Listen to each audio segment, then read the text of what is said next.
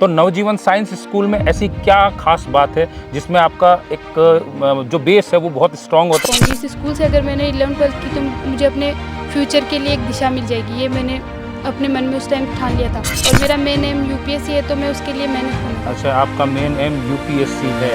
नमस्कार, आदाब, सत श्री अकाल, राम राम। आपके अपने नवजीवन साइंस ग्रुप सीकर राजस्थान से मैं अतुल भारद्वाज।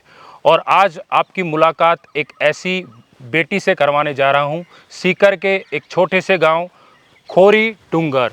इस बेटी की जो कहानी है बड़ी ही रोचक है और हम बिल्कुल रूबरू होंगे, लेकिन उससे पहले मैं चाहूँगा कि नवजीवन साइंस ग्रुप के एकेडमिक हेड डॉक्टर HR कुड़ी सर अगर एक बार साफा पहनाकर सम्मानित करें मनीषा कंवर।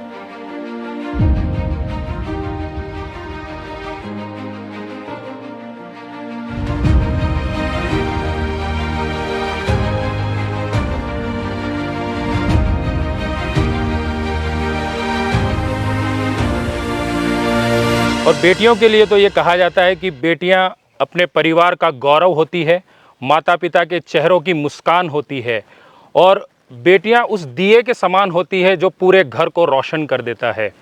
और हमारे बीच एक ऐसी ही बेटी जो 98% लाकर उसने अपनी नानी और नानोसा का सम्मान बढ़ाया है, क्योंकि ये इन्हीं के साथ रहती हैं। और मनीषा, तो नवजीवन साइंस स्कूल में ऐसी क्या खास बात है जिसमें आपका एक जो बेस है वो बहुत स्ट्रांग होता है, क्योंकि आप 11th क्लास से ही नवजीवन में आपने एडमिशन लिया था? सर 10th क्लास तक मैं यहाँ पास ही हमारे गांव में एक स्कूल थी, वहाँ पढ़ती थी, वहाँ मैंने अच्छा स्कोर किया। फिर मैंने सीकर में बहुत सी स्कूलें देखी, नवजीवन मैंने पहली बार नहीं देखी थी। मैं और भी स्कूलों में गई, जैसे अच्छा, आपने और भी स्कूलें विजिट की थी? पर मुझे वहाँ इतना कुछ खास अच्छा इन्वायरमेंट नहीं लगा। मैंने वहाँ भीड़ को एक्सपीरियंस किया कि बहुत ज़्यादा भीड़ है और ऐसी कोई गाइडेंस नहीं थी। फिर मैं नवजीवन में गई, वहाँ मुझे अच्छा इन्वायरमेंट मिला, मुझे अच्छी गाइडेंस मिली। मैंने डेमो भी लिया, मुझे टीचर्स की गाइडेंस थी वो अच्छी लगी, उनकी क्लासेस अच्छी लगी। और मुझे ये लगा कि मैं इस स्कूल से बाहर निकल के कुछ कर पाऊँगी। इस स्कूल से अगर मैंने 11th-12th की तो मुझे अपने फ्यूचर के लिए एक दिशा मिल जाएगी, ये मैंने अपने मन में उस टाइम ठान लिया था। और ऐसा ही मैं अब एक्सपीरियंस भी कर रही हूँ इस बात को। 12th में और 11th में जब आपका बेस स्ट्रांग आप करना चाह रही थी, तो 12th में फिर आपने किस तरीके से उसको 11th में और मुझे मजबूत किया? स्टार्टिंग में थोड़ी प्रॉब्लम हुई, क्योंकि मैंने साइंस स्ट्रीम चूज़ किया था, तो ऑब्वियसली मुझे थोड़ी प्रॉब्लम फेस करनी पड़ी। बट टीचर्स की वजह से वो प्रॉब्लम मुझे कम फेस करनी पड़ी। और 12th में तो मैं मतलब हो गया था कि ऐसे कि मैं कर लूँगी, अब एकदम अच्छे सा बेस हो गया था मेरा। मेरे ऐसे थी कि मैं अगर अब मेहनत करूँगी तो मैं अच्छा स्कोर कर पाऊँगी। और मैं हॉस्टल में रहती थी, वहाँ की भी दिनचर्या अच्छा, अच्छी थी। आप हॉस्टल में रहते थे। तो वहाँ की आपकी दिनचर्या कैसी थी? वहाँ की दिनचर्या अच्छी थी। हम सुबह 5 बजे उठ जाते थे, मैम उठाने आती थी, हम उठ जाते थे। फिर उसके बाद खाना नाश्ता वगैरह किया और उसके बाद स्कूल के लिए एक्स्ट्रा क्लासेस भी होती थी, तो उसके लिए और थोड़ा बहुत खुद से सेल्फ स्टडी का टाइम भी मिल जाता था।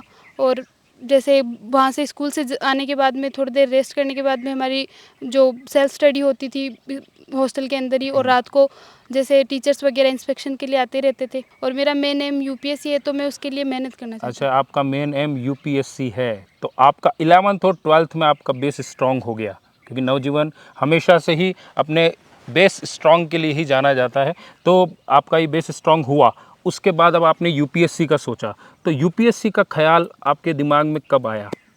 नवजीवन मैंने जब ज्वाइन किया तो मैंने देखा कि वहाँ के और भी विद्यार्थी हैं, जैसे कि आईएएस जो सोहन लाल जी है, आरएएस सुखमीचंद जी है, तो उनको भी मैंने देखा कि भाई वो भी इस तरीके से आगे अगर 11th-12th के बाद कर रहे हैं तो वो कर सकते हैं, तो मैं भी कर सकती हूँ फिर। क्योंकि कई उन्होंने भी 11th में ही पढ़ाई की थी स्टार्टिंग में और उनका बेस मजबूत हुआ, तभी आईपीएस विक्रम सिहाग जी हैं, और जिन्होंने बहुत ऐसे स्टूडेंट्स हैं जिन्होंने नवजीवन में पढ़ाई करके प्रशासनिक सेवा है उसके अंदर उन्होंने आज भी वो कार्यरत हैं।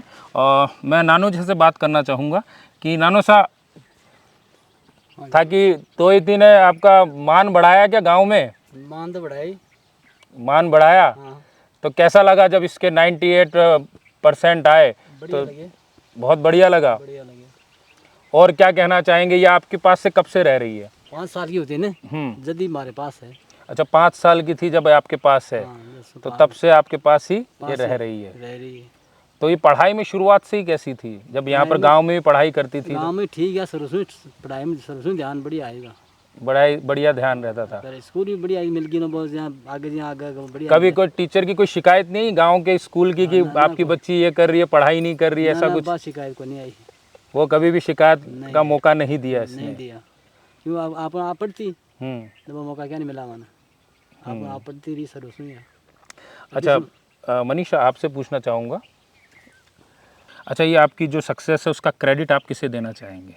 क्रेडिट सभी को, जैसे पेरेंट्स हो गए और जो टीचर हो गए, स्कूल का स्टाफ हो गया, सभी को मैं उसका क्रेडिट देना चाहूँगी। और मेरी रूममेट भी थी, उसका नाम पूजा शर्मा था, उसने भी 97.40 अच्छा, आप स्कोर किए। हॉस्टल में जहाँ रहते थे वहाँ पर वो रूममेट थी, क्या नाम था? पूजा शर्मा। पूजा शर्मा। उनके कितने परसेंट थे? 97.40। 97.40। तो अच्छा, जो रूममेट अगर इस तरीके से इंटेलिजेंट होता है तो आपकी बहुत अच्छी एक बॉन्डिंग हो जाती है। बहुत अच्छी बॉन्डिंग थी। कोई भी डाउट होता था तो हम दोनों आपस में उसको सुलझाते थे। पहले हम दोनों कोशिश करते थे, अगर हमसे नहीं होता था तो हम फिर टीचर से पूछते थे।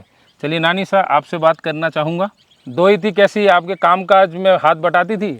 हाँ, बहुत काम है, पढ़ाई में बहुत ही दिमाग, काम तो कोई कदे जदे करे तो करे, कोई नहीं करा। तो ये पढ़ाई के लिए हमेशा से ही जागरूक रहती थी? सुबह अपने आप उठ जाती? अपने आप उठ जाते, अपने आप 10वीं तक पढ़ती थी आपके पास? हाँ। अच्छा मनीषा, आपसे बात करना चाहूँगा। मनीषा, पढ़ने में शुरुआत से ही कैसी थी? मनीषा शुरू से ही अच्छी थी पढ़ाई में। आप भी कुछ सहयोग करवाते थे? आपसे कुछ पूछती थी? नहीं, कभी कुछ नहीं पूछा। मनीषा ने अपने आप कवर किया सब कुछ। एक बेटी अपनी माँ के बहुत करीब होती है, तो मनीषा हमेशा मेरी बेटी जैसी रही। कभी इन्होंने मामी नहीं समझा, मैंने इनको ननद की लड़की नहीं समझा। हमेशा माँ बेटी की तरह ही रही हम दोनों। इनको कभी मम्मी की याद नहीं आई है, हमेशा मेरे को ही मम्मी। आपने कभी भी मम्मी की याद इसे आने नहीं दिया कभी। चलिए, और क्या बताना चाहेंगे कि जितने भी व्यूअर्स आपको देख रहे हैं, तो नवजीवन में आपने क्या सीखा इन 2 सालों के अंदर? नवजीवन में मैंने ये सीखा कि कभी किसी चीज़ से हार नहीं माननी चाहिए। हम में हर चीज़ को करने की पोटेंशियल होती है, बस हमें उसे समझना होता है कैसे भी करके। और जो टीचर्स है उन्होंने मुझे ये बात बताई तो मैं उससे मोटिवेट हुई। इससे मोटिवेशन आपको मिला। कभी भी हार नहीं मानना चाहिए। मनीषा ने अपनी बिल्कुल कभी भी हार मानना स्वीकार नहीं किया। जब भी इन्होंने 98% लाकर पूरे गांव का और अपने परिवार का नाम रोशन किया है, और इस बेटी पर हमें गर्व है। और मैं यही कहना चाहूँगा आप सभी को कि 11th-12th में आपका बेस जो मजबूत होता है वो आपकी प्रतियोगी परीक्षाएं जितनी भी होती है, चाहे वो यूपीएससी हो, चाहे वो आईआईटी के क्षेत्र में जाना हो, तो आपका बेस मजबूत होना बहुत ज़रूरी है। और उस बेस को स्ट्रॉन्ग करने का सिर्फ एक ही माध्यम है, Navjivan. Navjivan science group, Sikar, Rajasthan. Thank you so much.